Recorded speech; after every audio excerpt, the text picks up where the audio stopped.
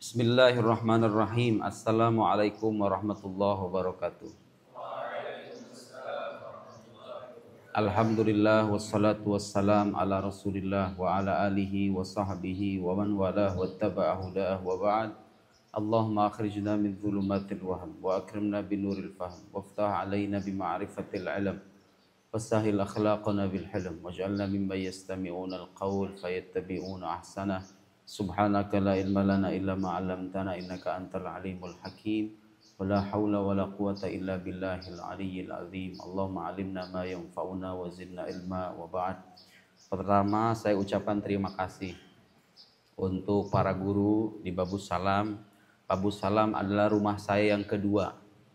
Kalaulah enggan berkata yang pertama. Karena saya nggak lama hidup di Tangerang kecuali di Babus Salam. Jadi saya orang Sukabumi. Hidup dari kecil sampai lulus SD di Sukabumi, lamanya di Tangerang tuh hidupnya di Babus Salam. Pulang kalau liburan doang. Makanya sekarang meskipun orang Tangerang tapi nggak banyak tahu jalan-jalan di Tangerang. Ditambah saya orang yang suka di rumah. Apa itu waceler? Ingat senior kita dulu ya, waceler. Gak lama di Tangerang itu kecuali lamanya di Babus Salam aja. Jadi kalau ke Babus Salam, kalau ke Cimone ya sampai sekarang tuh ada bubur Madura ya kan, Ramayana, itu tuh memori semua. Harkot ya kan, Robinson, dulu zaman-zaman kita ngangkot begitu. Dan saya nggak lupa dengan semua itu, nggak lupa dengan guru-guru saya yang dulu mengajari saya tuh. Sebetulnya ini nggak etis, Ustadz. Masa muridnya duduk di atas, gurunya di bawah, coba itu. Kan gak etis ya, betul nggak? Harusnya itu yang di belakang tuh Ustadz saya, Ustadz Alvan. Salah satu Ustadz yang unik. Ya betul nggak? Diajar nggak sama Ustadz Alvan? Suka ketawa terus kan? Iya, paling terhibur memang sama beliau itu. Kalau udah masuk kelas, udah pasti gak bakal ada yang ngantuk gitu. Zaman saya dulu sekolah begitu. Tapi sekarang kayak gitu nggak? Masya Allah. Kita doakan ya, mudah-mudahan beliau sehat. Diberikan keberkahan hidup. Diberikan kepanjangan usia. Kalau istri cukup satu aja Ustadz ya, gak usah didoakan sama. Ada Ustadz Eman. Ustadz Eman juga guru saya. Dulu ngajar tajwid kelas 1. Waktu masih kecil. Saya sama Ustadz Badu ini satu angkatan, beda kelas. Dulu kelas A, kelas 1 itu. Saya kelas B, bener nggak? Tapi pas sekelas itu saingan kita. Jadi itu saingan dulu itu, saingan di kelas. Kadang kalau saya 1, dia 2. Kalau saya 2, dia 1. Saingan. Ya, itulah memori-memori masa lalu ya. Saya nggak lupa dengan semua itu. Dan saya ingin menghimbau dan mengajak adik-adik semuanya yang pernah hidup di sini, mau 4 tahun, 3 tahun, atau masuk di tengah jalan, apalagi yang 6 tahun. Jangan sampai putus hubungan dengan orang-orang yang pernah menggurui kita. Saya kadang-kadang merasa mungkin ya, Allahu a'lam, mungkin kalaulah saya memang disebut kira-kira mendapatkan kesuksesan hidup dengan perspektif tertentu ya. Tentu sukses itu perspektifnya bisa beragam. Tapi anggaplah kalau seandainya ada kata kalau. Kalau saya kadang-kadang merasa mungkin apa yang saya dapat itu nggak bisa tuh dilepaskan dengan apa yang saya berikan ke guru-guru saya. Maksud saya begini adik-adik. Saya itu alhamdulillah setiap hari hampir tiap hari mendoakan dan baca Al-Fatihah buat guru-guru saya. Allahu a'lam, mungkin dari situ Allah memberikan keberkahan. Kalau nerbitin buku itu pasti datang ke Pak Kiai. Dari buku pertama sampai buku kedua, ketiga, keempat, terakhir itu saya nulis 5 buku baru, mungkin terbit nanti bulan Juni. Kalau bulan Juni nanti ke book fair nggak biasanya? Ke book fair kan? Kalau ke book fair nanti bulan Juni insya Allah tuh ada buku saya yang baru, ada 5. 1 syarah kitab Jurumiyah pakai bahasa Indonesia tapi ya sengaja memudahkan ilmu nahu buat pembaca umum. Kedua buku judulnya tuh membantah logika ateis. Sekarang udah banyak tuh orang-orang ateis di TikTok kan? Orang meragukan keberadaan Tuhan, apa pentingnya beragama, kalau Tuhan itu ada, kenapa harus ada orang-orang yang menderita, kayak begitulah pertanyaan-pertanyaan kayak begitu. Terus buku yang ketiga buat orang-orang pesantren. Judulnya itu agar kamu betah hidup di pondok. Nah, itu sengaja buat santri-santri baru yang nggak tahu pesantren, kemudian supaya tidak shock melihat kenyataan hidup di pesantren, saya ceritakan pengalaman saya, tips, motivasi dan lain-lain. Memang sengaja buat santri. Terakhir ada buku Muhadasah bahasa Arab. Jadi saya bikin buku Muhadasah, saya tulis Muhadasah 2 jilid begitu, buat dipraktekin tuh. Sama buat rekamannya di YouTube. Sekarang kan zaman YouTube ya, orang pada nggak baca. Jadi saya suka menyeimbangkan sekarang 2 dunia sekaligus ya. Nulis iya, di nge-YouTube juga iya. Kadang suka minta santri buat upload, buat ngedit, begitu. Alhamdulillah. Jadi pesan saya yang pertama, kalau kita mengaku sebagai santri, jangan sampai lupa dengan orang-orang yang pernah menggurui kita. Dan kalau kita datang sama guru, siapapun itu, guru SD, guru SMP, SMA, sampai sekarang saya guru SD waktu pulang kampung itu nanya guru SD saya masih ada apa enggak, ternyata udah wafat semua. Pernah pulang kampung ada satu yang masih hidup, itu saya datengin. Sampai lupa dia sama saya. Bapak ingat gak ini teh murid bapak yang dulunya jadi muridnya bapak, kan wali kelas saya dulu. Ingat begini-begini. Oh, dia akhirnya memeluk saya, ada rasa haru gitu ya. Kita berjumpa dengan guru dan gak ada kata bekas guru itu. Kalau kita berjumpa di hadapan guru, jangan menonjolkan kelebihan. Jangan menonjolkan prestasi. Kecuali menonjolkan prestasi dalam konteks membahagiakan. Kalau kadang-kadang saya ketemu sama Pak Kiai alhamdulillah sekarang saya begini, sekarang saya begitu, ini bukunya Pak Kiai. Memang niatan saya idkholus surur, membahagiakan guru, ya nggak apa-apa. Tapi petantang petenteng udah jadi anggota dewan, apalagi cuman kades doang ya kan. Petantang petenteng datang ke pondok pakai mobil, kemudian ya pakai mobil nggak jadi masalah. Cuma stylenya itu loh, bahasa tubuhnya itu loh, menunjukkan apa gitu loh. Saya juga biasa aja kesini pakai motor, nggak usah mewah-mewah banget ya kan. Kita sama-sama santri, itu saya kira nilai pesantren yang tertanam secara mantap dalam hati saya. Bahwa seorang santri itu selalu di bawah guru. Ketemu guru itu tidak perlu menunjukkan. Ini saya dipanggil beginian, nggak usah ada istilahnya surat begini. Cukup Pak Kiai bilang nanti ngisi di sini ya. Oh, saya lihat nih. Kata saya ini kebetulan jadwalnya agak sedikit ini kemarin itu untung Pak Kiai itu nentuin tanggal yang pas tidak bertabrakan dengan jadwal lain. Langsung iakan. Jangan menunjukkan diri sebagai sosok yang perlu dihormati. Kan ada ya, ada kayak gitu ya. Ada mungkin tipe-tipe santri yang ketika dia sudah mencapai tingkat kesuksesan hidup tertentu, dia mungkin lupa dengan jejak masa lalunya. Kalau saya alhamdulillah enggak. Karena saya orang pesantren, hidup lama di pesantren, tahu betul nilai-nilai kepesantrenan, dan itu yang diajarkan sama guru-guru kita di Babus Salam, di Al-Azhar juga. Sama, prinsip etika Islam itu di mana-mana sama. Mengajarkan rendah hati, tidak mengajarkan kesombongan. Mau belajar di Timur Tengah, belajar di Indonesia, di Jawa, Jawa Barat, Jawa Timur, prinsip etika Islam itu sama. Prinsip etika seorang murid di hadapan guru itu sama. Alhamdulillah itu tidak hilang dari diri saya. Dan itu sering menjadi rem. Nilai-nilai kepesantrenan yang dulu diajarkan sama Bos Sam sering menjadi rem. Namanya manusia ya, kadang-kadang ada aja perasaan. Ada aja perasaan, ya manusiawi. Kadang-kadang kita sampai pada level tertentu, kemudian kita merasakan sesuatu gitu, istighfar, astagfirullahaladzim. Ingat kembali dengan status kita itu siapa, bagaimana seharusnya kita melihat diri kita, melihat pencapaian hidup kita dan seterusnya, sehingga kita bisa istiqomah dalam beragama. Baik adik-adik semuanya, saya nggak mau bicara yang serius-serius. Yang serius-serius itu cukup di kelas-kelas saja sama beliau ya. Ustaz Badu ngajar apa?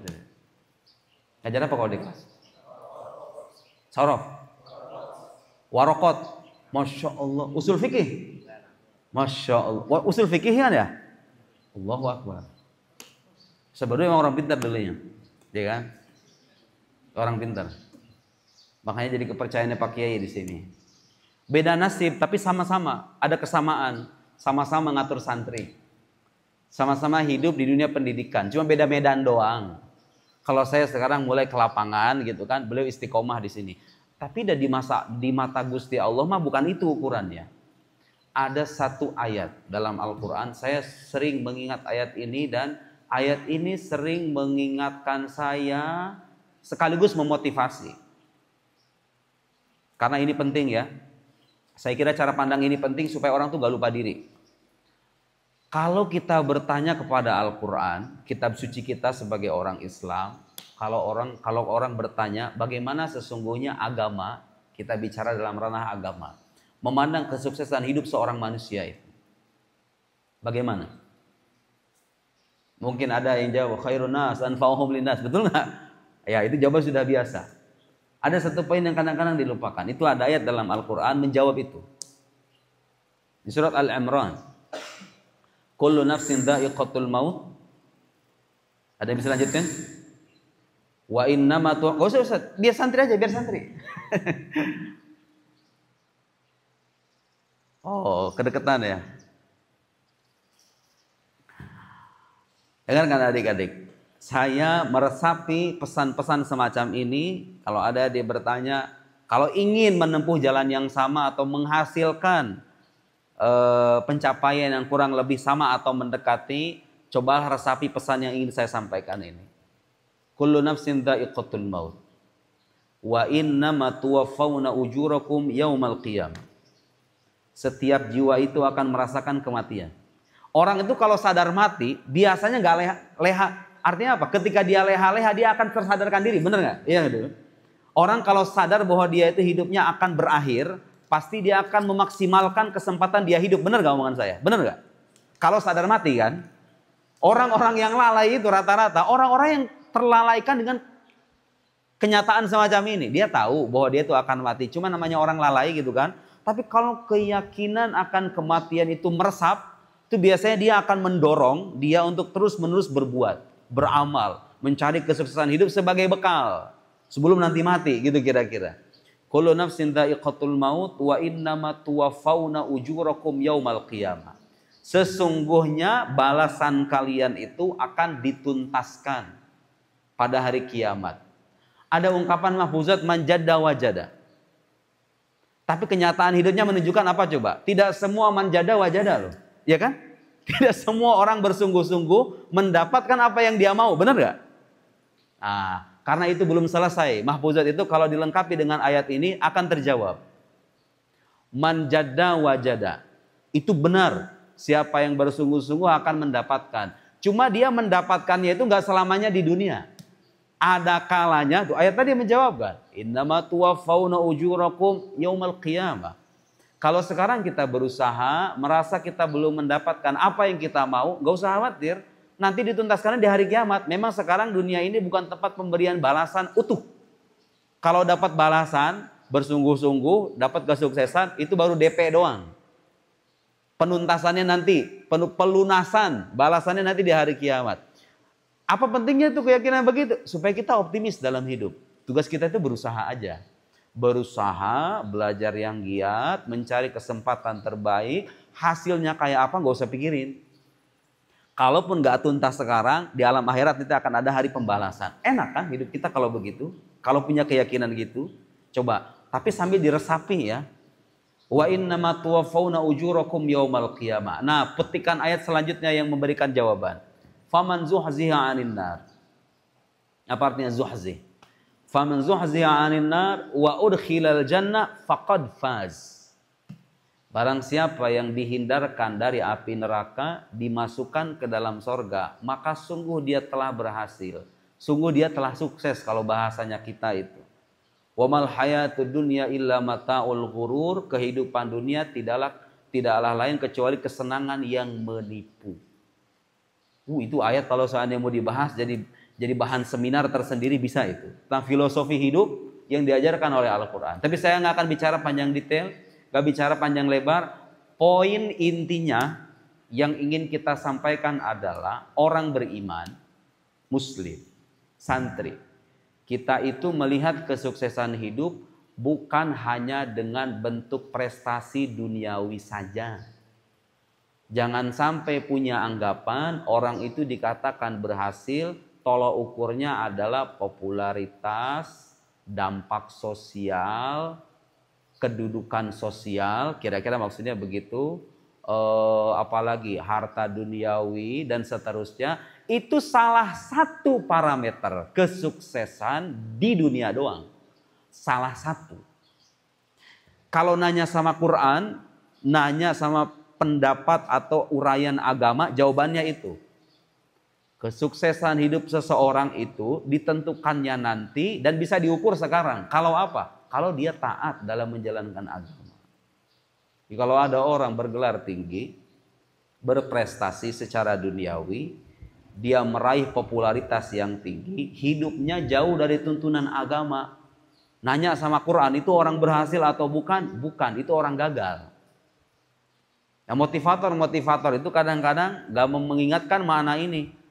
Motivator-motivator itu mendorong orang untuk mencapai kesuksesan duniawi, bagus. Bahkan itu harus. Tapi sebagai orang beriman, ada kesadaran lain yang harus kita tanamkan. Bahwa kalau kita hidup dan meraih apa yang menjadi impian kita, cek begini.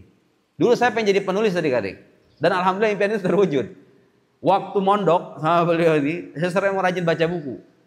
Baca buku gitu. Kerjaannya tuh, ya udah baca buku. Buku-buku yang 500, 600 halaman tuh hatam. Bikin stabilo begitu, ada satu lemari dulu. Ini kalau satu kamar ini saksinya. Waktu jadi pengurus itu punya satu lemari khusus, isinya tuh buku semua. Jadi kalau ke IBF ke Jakarta dulu mah di Senayan ya, di Senayan beli buku. Memang idealnya begitu, kalau punya impian ya harus berusaha. Semua orang tahu itulah, semua orang tahu itu kok. Gak usah saya ajarkan, semua orang tahu itu. Kalau mau punya impian harus berusaha. Tapi apa setelah itu gitu loh? Setelah itu apa? Lihat. Kalau saya tidak punya agama, tidak punya keimanan, saya jadi penulis. Oh, kadang-kadang kalau lagi posisi begini tuh kadang diuji sama perempuan. ditawari punya bini 2 kadang-kadang kan. Ditawari ini, ditawari itu. Alhamdulillahirabbil alamin.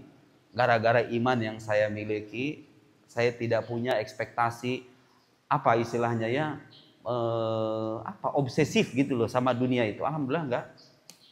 Dikasih kelebihan harta, lihat, harta itu kalau jatuh pada orang yang tepat, dia bisa menjadi nikmat. Tapi kalau jatuh pada orang yang salah, dia bisa menjadi musibah, benar gak?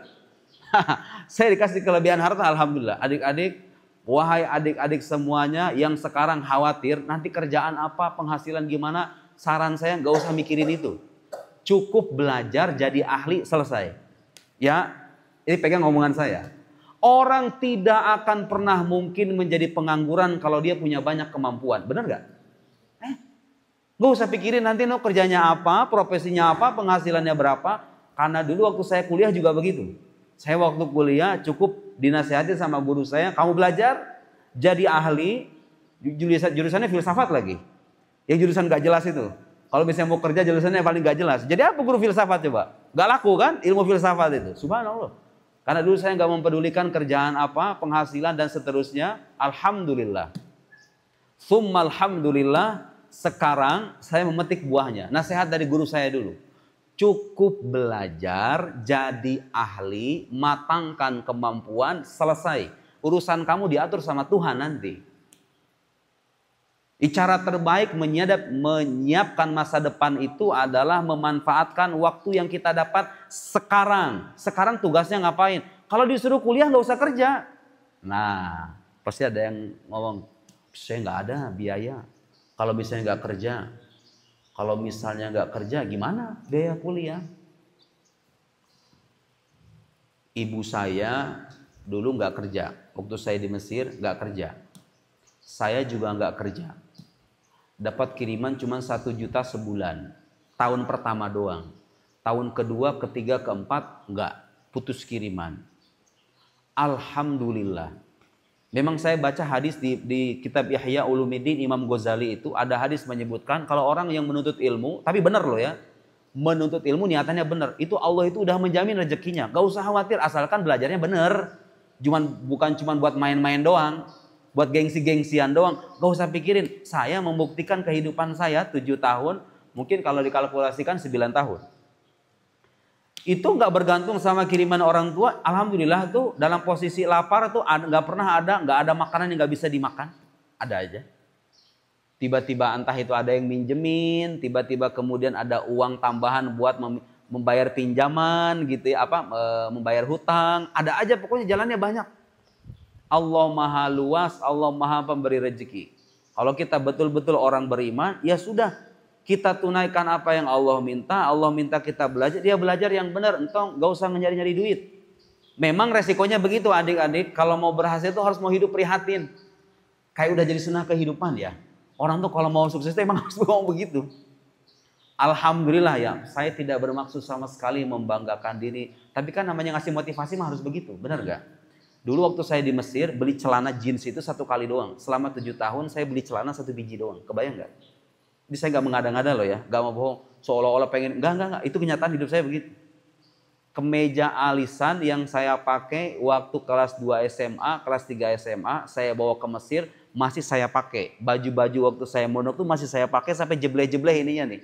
Kalau udah ininya jebleh baru saya buang. Masih ada. Waktu itu mau saya bawa pulang, waktu 2017. Saya kan kesana 2012 sampai 2017 mau saya bawa pulang. Tapi waktu itu saya pulang rencananya sebentar doang. Makanya baju-baju saya tinggal tuh, baju-baju peninggalan waktu di Mesir itu. Ternyata Covid kan. Udah 2 tahun lah di sini. Hilang lah semua itu baju-baju. Sepatu harga 150.000 kalau dirupiahkan, itu saya pakai itu waktu di Mesir. Beli, waktu itu dapat uang dari siapa gitu. Waktu ngajar kayaknya. Kadang-kadang saya ngajar orang Malaysia, ngajar orang Brunei, dapatlah angpau sedikit. 800 pon. Pon itu mata uang Mesir. Kalau dirupiahkan tuh mungkin 700.000, 8 pertemuan. Kayak ngajar privat.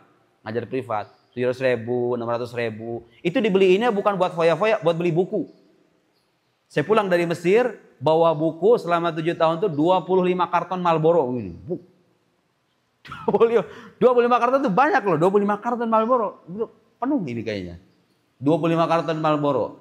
Itu saya bukan orang kaya raya. Orang tua saya bukan orang yang pekerja keras dalam arti mapan secara ekonomi, enggak. Biasa-biasa saja, ibu rumah tangga biasa. Saya punya problem di rumah tangga saya, gak usah saya ceritakan, tapi saya mengalami itu. Tapi saya punya prinsip, waktunya belajar, gak usah nyari duit. Duit itu dicari gak dicari, kalau kita belajarnya benar, datang sendiri kok, itu kenyataan saya alami. Berkali-kali saya mengalami. Ada aja gitu jalannya itu. Nah, saya ngomong begini buat siapa? Buat adik-adik yang mungkin otaknya merasa agak encer, ya, masih punya semangat. Gak usah memikirkan sekarang itu, nantinya bolehlah sesekali kita berencana begitu ya. Tapi yang paling penting itu maksimalkan tugas dan kesempatan yang kita terima sekarang. Maksudnya ketika kuliah nanti. Waktunya disuruh belajar, jangan nyari duit. Selesai belajar, duit gak usah dicari kalau punya kemampuan dan keahlian. Paham gak maksud saya? Yang penting qimatul mar'i fima yuhsinu. Pernah dengar ungkapan itu? Nilai seorang manusia itu terletak pada kemampuannya. Orang kalau punya kemampuan, gak punya ijazah sekalipun dipakai sama orang, benar gak dek? Betul gak? Iya banyak sekarang. Banyak orang-orang yang sekarang S1, S2 jadi pengangguran. Tahu sebabnya apa? Karena minim kemampuan. Kalau dia punya banyak keahlian, gak mungkin nganggur.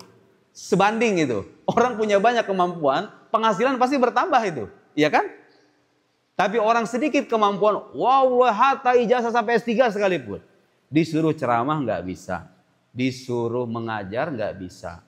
Ilmu ini pas-pasan, ilmu ini pas-pasan. Nggak ada yang dia kuasai. Bahasa Inggris nggak bisa. Bahasa Arab nggak bisa. Kuliahnya ngejoki. Bisa kan gitu. Ada kan yang kayak gitu kan? Waktu kuliahnya, pada ketawa. Di Indonesia terjadi itu kan? Di Indonesia terjadi. Di Arab nggak ada. Di Mesir nggak ada istilah ngejoki-joki begitu. Di Indonesia ada. Sekarang itu lembaran ijazah kayak udah formalitas doang. Tapi memang perlu ya. Legalitas itu perlu. Jangan disepelein juga. Ya udahlah, yang penting punya kemampuan, nggak usah kuliah. Enggak. Saya ingin mendorong dua-duanya. Kuliah harus. Nanti kalau dikasih kesempatan sama orang tua, nak mau nggak kerja di pabrik gajinya 6 juta? Sama kuliah, tapi kamu gak punya penghasilan, dia milih mana? Dikasih 2 pilihan itu. Selesai sekolah, dikasih pilihan sama emak sama bapak, mau bapak masukin kerja, gajinya 6 juta sebulan. Yang pilihan yang kedua, kamu kuliah tapi nggak punya penghasilan, milih yang mana? Milih mana? Milih mana? Itu rata-rata di kepala anak-anak muda zaman sekarang, milih yang pertama kan? Punya penghasilan gitu loh. Penghasilan kipas-kipas sih udah. Bisa nongkrong di apa namanya secara bebas, yang penting punya uang, bisa top up game online. Kan sekarang nggak begitu anak muda zaman sekarang. Ya, masa depan nggak bisa dibangun dengan hiburan, dibangunnya dengan kesungguhan dan keseriusan. Kalau saya boleh saran, kalau nggak mau menyesal, saran saya, kalau otaknya encer, otak encer itu maksudnya ya punyalah sesuatu yang bisa ditingkatkan gitu loh. Kan gini ya, ada orang-orang yang otak kirinya itu agak sedikit, dalam arti intelijensinya mungkin kurang, tapi dia punya keahlian lain. Biasanya itu kan gitu katanya. Kalau otak kirinya matang, biasanya otak kanannya lemah, gitu kan ya. Kalau otak kanannya lemah, otak kirinya biasanya ini.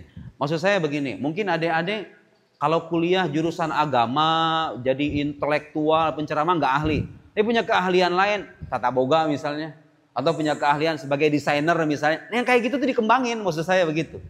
Kalau punya basic, terus masih punya kemauan, mau serius gitu loh. Saran saya, pilih kuliah.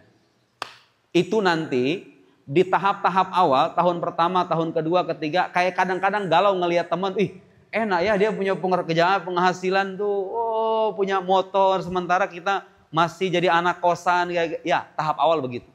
Tapi percaya deh, 7 tahun, 8 tahun yang akan datang, kalau kemampuan itu betul-betul kita dapat, maksudnya kita punya ilmu beneran nih, kuliahnya serius, dapat ilmu, punya keahlian banyak, itu duit itu gampang banget dicari.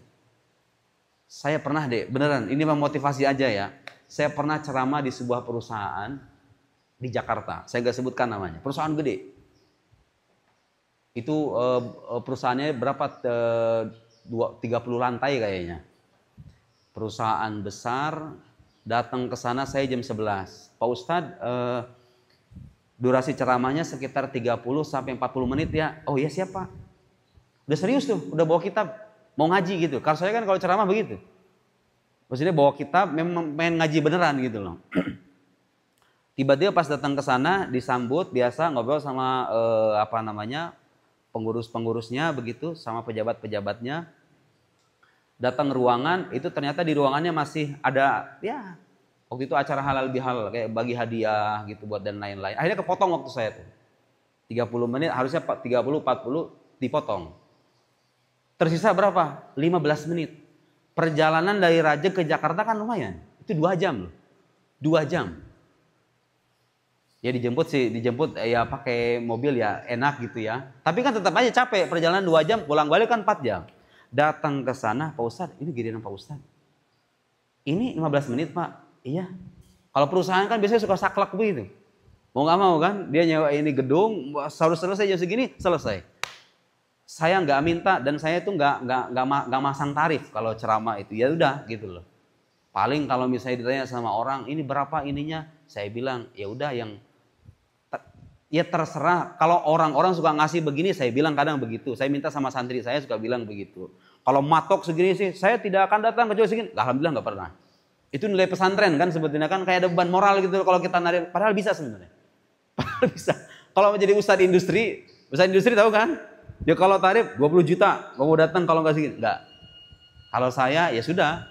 Kalau orang udah maksa itu, Ustadz berapa? Kan kadang-kadang perlu kejelasan gitu kan. Ya udah saya bilang sama santri saya, bilang aja kalau orang-orang biasanya ngasih segini, ya udah terserah dia. Tapi kalau suka ngomong kayak gini biasanya, aduh Ustadz gimana kalau segini? Oh ya udah nggak apa-apa. Itu orang pesantren begitu tuh. Masih ada rasa beban dalam diri saya kalau matok tarif, kalau nggak segini aku nggak mau, nggak. Itu saya nggak minta. Datang ke sana, pulang, suruh tanda tangan kan. Kok kata saya gede banget ini. 15 menit doang ngomong. Selek gini nih, Assalamualaikum, sambutan begitu. 15 menit doang, coba itu kebayang gak 15 menit. Tanda tangan begini 7,5 juta. Ngomong 15 menit doang. Dan itu pengalaman bukan sekali 2 kali. Itu kayak gitu tuh berkali-kali.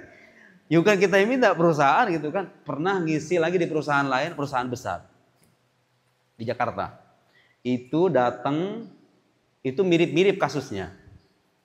Dia bikin acara aturan dari jam 12 sampai setengah 1, saya datang jam 12. Sholat, habis selesai sholat, ceramah. Durasinya sisanya tinggal 30 menit. Ya udah mau nggak mau Ustadz katanya, ceramah 30 menit. 30 menit lah. Ya 30 menit itu artinya ya udah. Sebentar kan sebenarnya. Pulang-pulang dikasih amplop, kata saya kok ini gede ya? Kok tebel? Kasih 5 juta, 30 menit doang. Dulu saya nggak ngebayangin. Yang beginian ini nggak ngebayangin. Karena bayangan saya dulu, pulang dari Mesir itu, saya sukanya baca buku, sukanya menulis. Pikir saya begini, pokoknya saya kalau udah pulang ke Indonesia, tiap hari kerjaan mau depan laptop, baca buku, bikin buku yang banyak, selesai. Hidup saya begitu aja. Gak terbayang ceramah ke sana sini kemari dan seterusnya, diundang ke sana kemari. Kampus-kampus itu udah alhamdulillah. Itu saya nggak kebayangin. UI dari mulai UI, ITB, UIN, UIN Serang, UIN Bandung, kemudian kampus mana lagi? PTIKI, IIKI. Pesantren tuh dari mulai Gontor, Darut apa tuh namanya? Tambak Beras, Tebu Ireng, Sidogiri, pesantren-pesantren gede. Saya dulu nggak ngebayangin sama sekali bisa diundang sama pondok-pondok kayak gitu tuh. Tapi lihat, kalau orang dulunya belajar, alhamdulillah ya saya belajarnya serius. Dulu belajarnya serius. Gak mikirin tuh yang begituan, gak usah dipikirin yang begituan itu. Waktunya datang, dia akan datang asalkan kita belajarnya serius. Dulunya galau, saya waktu jadi mahasiswa punya teman bisa beliin orang tuanya tanah, bisa ngerenovasi rumah, dia kerjaan di kantoran, tapi dia nggak kuliah. Saya di posisi anak kuliahan, kerjaannya baca buku, gak punya penghasilan, ngaji, bosan juga lama-kelamaan kan. Ada rasa merintih dalam hati itu. Aduh, kok bertahun-tahun di luar negeri gak bisa ngasih duit ke orang tua tuh rasanya gimana begitu. Tapi saya terus jalan, ingat dengan nasihat guru saya itu, ya subhanallah. Sekarang begitu gampangnya dapat uang.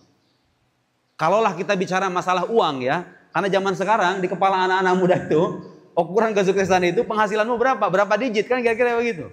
Ya kan?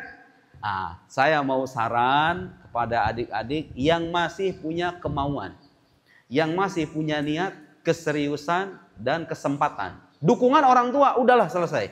Kuliah. Orang tua mendukung, punya kemampuan, punya kesempatan, dan kemauan. Saran saya jangan kerja dulu ya. Jangan kerja dulu. Soalnya begini deh, kalau kita kerja sekarang masuk kerjaan. Mending dipakai sepanjang, betul nggak? Mending dipakai lama ya kan? Kadang-kadang perusahaan-perusahaan itu pragmatis juga tuh. Kalau kita udah nggak dibutuhin ya udah, bikin macam-macam alasan, didepak begitu aja udah selesai. Kita bingung kan, mau ngelamar kerja kemana lagi? Harus pakai ordal. Saya jadi ustaz nggak pakai ordal? Kan ada ustaz jarul ordal mungkin ada, Allah alam. Alhamdulillah. Kadang dari mulut ke mulut ini, dari mulut saya juga heran. Saya itu ceramah nggak bisa ngelawak sampai sekarang. Lu lihat tuh, nggak bisa ngelawak. Yang bikin saya heran tuh kenapa orang tuh pada ngundang gitu loh. Dari sini, ntar muncul dari undangan ke sini, undangan ke sini, undangan ke sini, undangan ke sini. Kayak nggak ada selesai-selesainya. Allahu a'lam. Mungkin Allah itu menghendakinya begitu. Karena saya dulu mendengar nasihat guru saya begitu. Manfaatkan kesempatan yang kamu dapat waktu kuliah belajar serius. Gak usah pikirkan masa depan kamu. Masa depan kamu Allah yang ngatur selama kamu berjalan sesuai dengan tuntunan Gusti Allah Subhanahu wa ta'ala. Besok saya ke Bandung, 22 di Bandung, 23, 24 ke TV One, 25, 26 ke UNJ tuh. Mana kebayang dulu ceramah di UNJ, coba bayangin. Di UNJ, UI itu kayaknya Jakarta itu PTIKI, IKI, UNJ, UIN, apalagi tuh kampus-kampus itu. Udah tuh, udah selesai tuh. Di apa namanya? Iya, itu gitu maksudnya kampus-kampus yang dulu saya nggak ngebayangin bisa ceramah di kampus itu. Tapi lihat bagaimana takdir itu berjalan kalau kita belajar memanfaatkan kesempatan yang Tuhan berikan. Waktunya belajar. Gak usah nyari duit. 4 tahun doang, sabar aja. 4 tahun, 5 tahun, 6 tahun. Kadang-kadang mungkin lebih dari itu. Tapi buahnya nanti dipetik nanti. Kalau kita mendahulukan fulus, datang fulus itu. Kita punya pekerjaan, dikontrak oke 1 tahun. 2 tahun yang akan datang masih ada jaminan masih di situ? Belum tentu. Keluar. Keluar bingung nyari kerjaan. Oh pakai ini, harus pakai order, ribet. Tapi dengan ilmu hidup kita itu bisa lebih mudah deh. Itu ya pesan saya. Sengaja saya tidak bosan-bosannya motivasi anak-anak muda untuk melanjutkan belajar kuliah. Nah, teman saya yang dulunya jadi orang berdasi, orang kantoran itu, pas waktu saya pulang kampung ketemu ngobrol begini, dia kan gak kuliah tuh dulunya. Dia kerja, dapat penghasilan, suka pergi ke luar negeri, ke Korea, ke Jepang, kemana gitu. Dia ngomong sama saya begini. Akhirnya dia resign dari pekerjaan itu. Kenapa kata saya? Kunaon mah resign? Orang Sunda kan. Ternyata dulu tuh dia waktu selesai SMK langsung kerja itu dia menyesal. Kenapa nggak kuliah katanya. Akhirnya dia kuliah lagi. Dia kuliah lagi karena ketika di dunia kerja pun orang tuh yang punya legalitas tinggi itu kadang-kadang tuh lebih diperhatikan ya nggak? Untuk naik jabatan itu kan harus ada ijazah kan. Akhirnya dia kuliah lagi. Resign lah dia dari perusahaannya. Terus dia bilang begini, ternyata tuh kalau kerja di korporasi itu bosen ya. Jenuh gitu, ada rasa jenuh. Kan kayak, mohon maaf, kayak robot gitu loh. Harus berangkat jam segini, keluar jam segini. Ya begitulah, hidupnya tuh terdikte.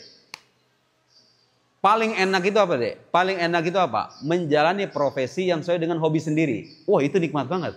Saya sukanya menulis, sukanya memang menulis, menuangkan ide gitu kan. Dan dapat penghasilan dari situ. Oh itu enak banget. Kita cuma modal begini-gini dong. Tahu ada transferan sekian puluh juta, transferan begini-begini. Enggak, saya menceritakan ini sebagai motivasi. Bahwa kalau kita itu menjalani sesuatu yang kita cintai dan kemudian membentuk keahlian, keahlian itu akan mempermudah masa depan. Masa depan itu tidak dibangun dengan impian doang. Tapi harus dibangun dengan kesungguhan. Nah, selebihnya saya mau menyampaikan amalan-amalan. Itu kalau yang tadi istilahnya common sense semua orang tahu lah ya. Kalau sukses harus begini. Ada amalan-amalan, adik-adik amalin ini. Insya Allah langsung kalau amal langsung tulis. Bukan wiridan. Ya maksudnya amalan ya. Kalau pagi-pagi nih, kalau mau jadi orang sukses nih, dengerin. Kalau pagi-pagi jangan suka tidur pagi. Pada ketawa. Jangan suka tidur habis subuh, itu penyakit mental, penyakit apa secara medikal juga saya kira itu dokter-dokter itu gak sehat itu tidur itu. Jangan suka tidur pagi. Pagi itu waktu yang diberkahi. Allahumma barik li ummati fi bukuriha.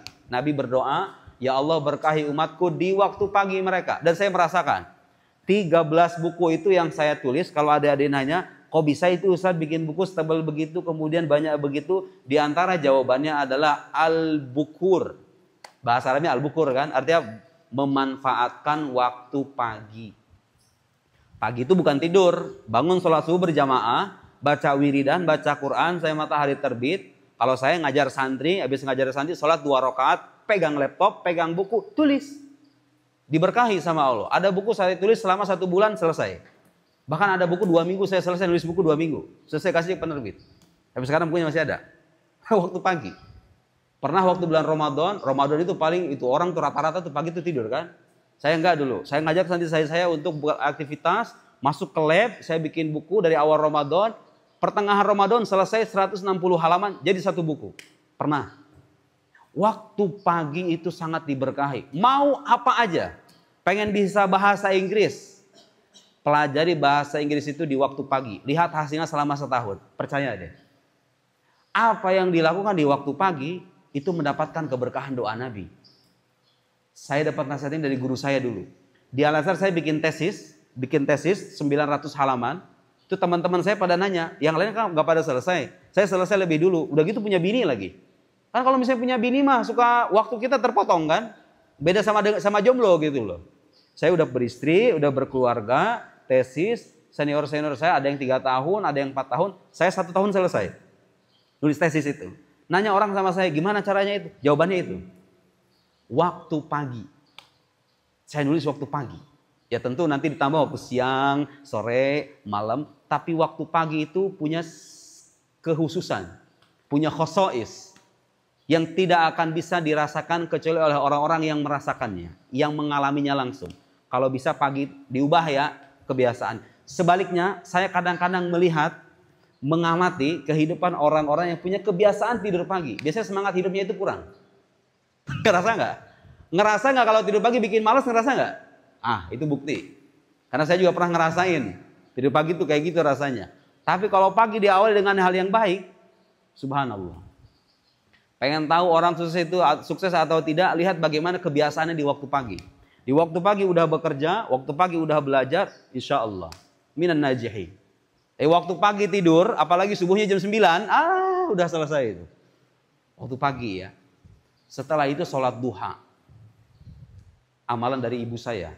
Ibu saya dulu mengajari saya waktu di Mesir, di antara fadail sholat duha itu kan sa'atur rizq, keluasan rezeki ya. Alhamdulillah tuh. Dan rezeki itu nggak selamanya dengan duit ya. Ilmu yang kita dapat itu rezeki loh. Ya kalau pengen dapat ilmu yang bermanfaat, kuliah dikasih kemudahan, sholat duha jangan ditinggalin. Ibu saya dulu ngamalin 12 rakaat sholat duha itu, subhanallah. Sholat duha jangan tinggal, nggak bisa 12 rakaat, 4 rakaat, 8 rakaat, alhamdulillah. Gitu ya, sholat duha. Kalau tahajud itu agak-agak berat, saya juga agak-agak bolong-bolong kadang tahajud itu agak berat. Apalagi kalau habis pulang dari luar jam 11, kalau pakai itu alhamdulillah, subhanallah, pakai itu tahajudnya nggak pernah ketinggalan. Ya, Ustaz ya, pakai itu. Kalau bisa niru beliau, alhamdulillah itu. Tapi kan ada istilah kaidah usul itu, ma la yudraku kulluh, la yutraku kulluh. Tahu diajarin itu nggak usah sabadru. Ma la yudraku kulluh, la yutraku kulluh. Yang nggak bisa ditunaikan semuanya, ya jangan ditinggalkan sebagiannya. Nggak bisa duha sekaligus tahajud, ya minimal duhanya. Tahajudnya mungkin ya nanti dah kalau udah agak matang sedikit, kalau udah menjelang masuk kuburan kira-kira 10 tahun mau mati gitu kan. Ya tapi yang penting sholat tambahan.